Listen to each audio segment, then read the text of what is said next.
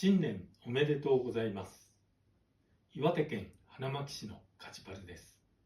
ハウスクリーニングをメインに家事代行やエアコンクリーニングなど皆様のちょっと困ったを解決しております。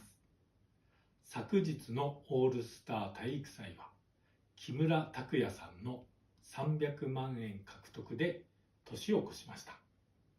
新年が明るい平和な年となりますことを願って今年も頑張りましょう。カジパルへのお問い合わせなどはホームページをご覧ください。